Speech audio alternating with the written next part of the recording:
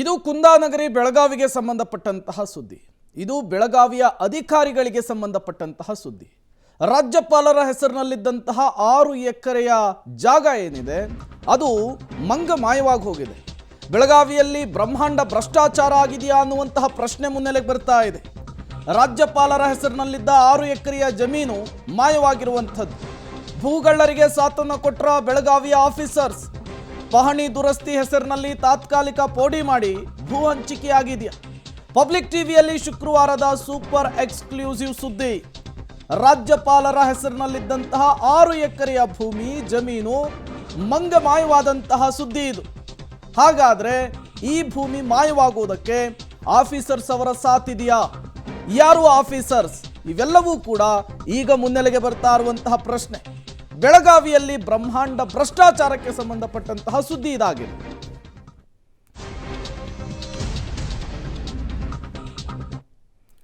Okay, ಏನಿದು ಕಥೆ ಅಂತಕ್ಕಂಥದ್ದನ್ನು ಇನ್ ಡೀಟೇಲ್ ಆಗಿ ನಾವು ನೋಡ್ತಾ ಹೋಗೋಣ. ಹೆಂಗೆ ರಾಜ್ಯಪಾಲರ ಹೆಸರಲ್ಲಿದ್ದಂತಹ ಭೂಮಿ ನಾಪತ್ತೆಯಾಗಿದೆ ಅಥವಾ ಬೇರೆಯವರು ಹಂಚಿಕೊಂಡಿದ್ದಾರೆ ಅಂತಕ್ಕಂಥದ್ದು. ಬೆಳಗಾವಿಯ ಬೈಲಹೊಂಗಲದಲ್ಲಿ ರಾಜ್ಯಪಾಲರ ಸ್ವಾಧೀನದಲ್ಲಿ, ರಾಜ್ಯಪಾಲ ಅಂತಂದರೆ ಥಾವರ್ಚಂದ್ ಗೆಹ್ಲೋಟ್ ಅಂತ ನಾವು ಹೇಳ್ತಾ ಇಲ್ಲ, ರಾಜ್ಯಪಾಲರು ಆ ಜಾಗಕ್ಕೆ ಯಾರೇ ಬಂದರೂ ರಾಜ್ಯಪಾಲರ ಹೆಸರಿನಲ್ಲಿ ಜಮೀನಿತ್ತು. 6 ಎಕರೆ ಅದು ಮಾಯ ಆಗಿದೆ. ಬೆಳವಾಡಿ ಗ್ರಾಮದ ಸರ್ವೆ ನಂಬರ್ 221/1 ಈ ಖಾತೆಯಲ್ಲಿ 19 ಎಕರೆ 11 ಗುಂಟೆ ಜಮೀನಿತ್ತು.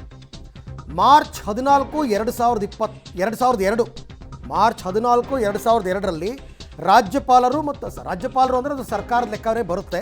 ಸರ್ಕಾರದ ಹೆಸರಿನಲ್ಲಿ 6 ಎಕರೆ ಜಮೀನಿತ್ತು. 22 ವರ್ಷಗಳ ತನಕ ಯಾವನೂ ಚೆಕ್ಕೆ ಮಾಡಿಲ್ಲ ಅದನ್ನು. ಇದೆ ರಾಜ್ಯ ಸರ್ಕಾರದ ಹೆಸರಲ್ಲಿದೆ, ರಾಜ್ಯಪಾಲರ ಹೆಸರಲ್ಲಿದೆ ಅಂತ. 22 ವರ್ಷಗಳ ಬಳಿಕ ಸರ್ಕಾರದ ಸ್ವಾಧೀನದಲ್ಲಿ ಇದೆ ಅಂದ್ಕೊಂಡಿದ್ದ 6 ಎಕರೆ ಮಾಯ ಆಗಿ ಹೋಗಿದೆ. ಡಾಕ್ಯುಮೆಂಟ್ಸ್ ನಿಮಗೆ ತೋರಿಸ್ತಾ ಇದ್ದೀವಿ ನೋಡಿ. ಈಗ ಮಾಯ ಆಗಿ ಹೋಗಿದೆ. ಬ್ರಹ್ಮಾಂಡ ಭ್ರಷ್ಟಾಚಾರ ನಡೆದಿದೆ. ಇದು ಅಧಿಕಾರಿಗಳು ಸಾಥ್ ಕೊಡದೆ ಯಾರೂ ಮಾಡೋಕ್ಕಾಗಲ್ಲ. ನನ್ನ ಪ್ರಕಾರ ವಿಲೇಜ್ ಅಕೌಂಟೆಂಟಿಂದ ಹಿಡಿದು ತಹಶೀಲ್ದಾರಿಂದ ಹಿಡಿದು ಸಬ್ ರಿಜಿಸ್ಟ್ರಾರ್ ಆಫೀಸ್ನಲ್ಲಿ ಕೆಲಸ ಮಾಡೋರಿಂದ ಹಿಡಿದು ಎಲ್ಲರೂ ಶಾಮೀಲಾಗಿ ಈ 6 ಎಕರೆ ಜಾಗವನ್ನು ನುಂಗಿ ನೀರು ಕುಡಿದಿದ್ದಾರೆ. ಫಸ್ಟು ಹಿಡ್ಕೋಬೇಕಾಗಿರೋದು ನೀವು ವಿಲೇಜ್ ಅಕೌಂಟೆಂಟ್ನ, ಗ್ರಾಮ ಲೆಕ್ಕಾಧಿಕಾರಿ ಮತ್ತು PDO ಅಲ್ಲಿಂದ ಶುರು ಮಾಡಿಬಿಟ್ಟು ಎಲ್ಲರನ್ನೂ ಪ್ರಶ್ನೆ ಮಾಡ್ತಾ ಹೋಗಬೇಕು. ಅಂದರೆ ಆ ಅವಧಿಯಲ್ಲಿ, ಯಾವ ಅವಧಿಯಲ್ಲಿ ಇದಾಗಿದೆ, ಯಾರ ಹೆಸರಿಗೆ ಹೋಗಿದೆ 6 ಎಕರೆ, ಯಾವ ಡೇಟ್ನಲ್ಲಿ ರಿಜಿಸ್ಟರ್ ಆಗಿದೆ, ಆಗ ಇದ್ದ ಅಧಿಕಾರಿಗಳು ಯಾರು, ಅವರೇ ಕಳ್ಳರು, ಇನ್ಯಾರೂ ಅಲ್ಲ, ಅವರೇ ಕಳ್ಳರು. ಹೆಂಗಿದ್ರು ಸರ್ಕಾರದ ಹೆಸರಿನಲ್ಲಿ ಜಮೀನಿದ್ರೆ ಆಗಾಗ್ಗೆ ಯಾವನೂ ಬಂದು ಚೆಕ್ ಮಾಡಲ್ಲ, ಆಯಿತಾ, ನೋಡ್ಕೊಳ್ಳೋಣ ಸುಮ್ಮನಾಗಿರ್ತಾರೆ. ಈಗ ಅದರ ಅಸಲಿಯತ್ ಗೊತ್ತಾಗ್ತಿದೆ. ಅದು ಯಾವ ಇಸ್ವಿನಲ್ಲಿ 2002ರಲ್ಲಿ ಗೊತ್ತಾಗಿತ್ತು ನಮಗಿದೆ ಅಂತ. 2002ರಿಂದ ಇಲ್ಲಿ ತನಕ 22 ವರ್ಷ ಆಯಿತು, 23 ವರ್ಷ ಆಯಿತು. 23 ವರ್ಷದಲ್ಲಿ ಅದು ಯಾವಾಗ ಮಾಡ್ಕೊಂಡಿದ್ದಾರೋ ರಿಜಿಸ್ಟ್ರೇಷನು ಗೊತ್ತಿಲ್ಲ. ಬಟ್ ನಿಮಗೆ ಇದರಲ್ಲಿ ರಿಜಿಸ್ಟರ್ ಕಾಪಿನಲ್ಲಿ ಡೇಟ್ ಇರುತ್ತೆ ಯಾವಾಗ ಆಯಿತು ಅಂತಂದ್ಬಿಟ್ಟು. ಸೊ ಅದನ್ನು ನೋಡಬೇಕು. ಈ ಬಗ್ಗೆ ಮತ್ತಷ್ಟು ಮಾಹಿತಿ ನನ್ನ ಕೊಲೀಗ್ ದಿಲೀಪ್ ಅವರಿಂದ ಪಡ್ಕೊಳ್ಳೋಣ. ದಿಲೀಪ್, 2002ರಲ್ಲಿ ರಾಜ್ಯಪಾಲರ ಹೆಸರಿನಲ್ಲಿದ್ದ 6 ಎಕರೆ ಜಮೀನು ಈಗ ಅದು ರಾಜ್ಯಪಾಲರ ಹೆಸರಲ್ಲಿ ಇಲ್ಲ, ಬೇರೆಯವ್ರ ಹೆಸರು ಹೋಗಿದೆ ಅಂತ.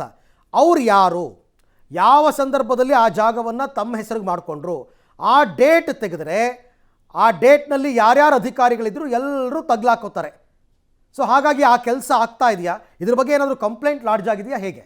ಅರವಿಂದ, ಪ್ರಮುಖವಾಗಿ ಇದು ಜಮೀನು ರಾಜ್ಯಪಾಲರ ಹೆಸರಿಗೆ ಹೇಗೆ ಬರುತ್ತೆ ಅಂತ ಅಂದ್ಮೇಲೆ ನಾನು ಕ್ಲಿಯರ್ ಮಾಡ್ತಾ ಇದ್ದೀನಿ. ಏನಂತಂದರೆ BPL ಅಂತ ಕೆಳಗಡೆ ಇರ್ತಕ್ಕಂಥ, ಏನು ಬಡತನಕ್ಕಿಂತ ಕೆಳಗಡೆ ಇರ್ತಕ್ಕಂಥ ಒಂದಿಷ್ಟು ಜನರಿಗೆ ಆಶ್ರಯ ಯೋಜನೆ ಇರ್ಬೋದು, ಇಂದಿರಾ ಆವಾಸ್ ಯೋಜನೆ ಇರ್ಬೋದು, ಈ ಒಂದು ಮನೆಗಳನ್ನು ಕಟ್ಟಲಿಕ್ಕೆ ನೀವು ಜಮೀನು ಪಡಿಬೇಕಾಗತ್ತೆ. ಪಂಚಾಯತ್ ರಾಜ್ ಇಲಾಖೆಯಿಂದ ಒಂದು ಕಾನೂನು ಇರುವಂಥದ್ದು ಏನಂತಂದರೆ ರಾಜ್ಯಪಾಲರ ಪರವಾಗಿ ಜಮೀನನ್ನು ಪಡ್ತಾ ಇದ್ದೀವಿ ಅಂಥೇಳಿ.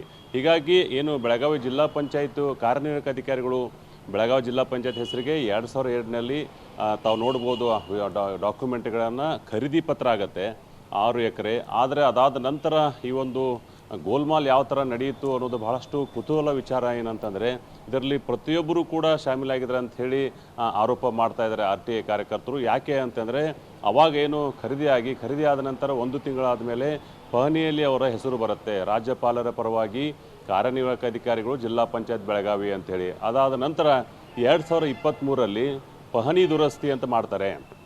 ಪಹಣಿ ದುರಸ್ತಿ ಅಂತಂದ್ರೆ ಏನು, ಹಿಂದೆ ಮುಂದೆ ಆಗಿರುವಂಥದ್ದು ಪಹಣಿ, ಅದೇ ಆ ಕಡೆ ಈ ಕಡೆ ಆಗಿರುವಂಥ ಪಹಣಿ ಅಂತೇಳಿ ಜೊತೆಗೆ ಅಲ್ಲಿ ಅಕ್ಕಪಕ್ಕದಲ್ಲಿ ಇರ್ತಕ್ಕಂಥವರಿಗೂ ಕೂಡ ಒಂದು ನೋಟಿಸನ್ನು ಕೊಡಬೇಕಾಗತ್ತೆ. ಆದರೆ ಅವೆಲ್ಲವನ್ನೂ ಹೊರತುಪಡಿಸಿ 2023ರಲ್ಲಿ ಒಂದು ಆದೇಶ ಹೊರಡಿಸ್ತಾರೆ, ಏನಂತಂದರೆ ಪಹಣಿ ದುರಸ್ತಿ ಆಗ್ತಾ ಇದೆ ಹಾಗೆ ಅಂಥೇಳಿ.